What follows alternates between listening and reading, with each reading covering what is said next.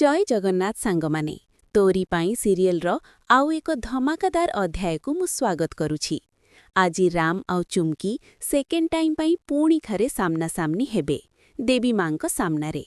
हाँ दर्शक बंधु, आजि राम पागलखानार डॉक्टर मानकु चकमा देई सेठु खोसिकी चाली आसिबो देवी मांको पाखकु। आउ एपटी चुमकी को ता माँ तांको घरु बाहर करिदबो। आउ चुमकी भी देवी मांको पाखकु चाली आसिबो।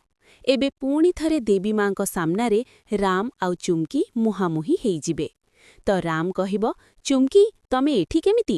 हेले चुमकी कहिबो, मु से चिकी नुहे, जणे पागलंक परी मु सेठी कथा हेबा बंद कर।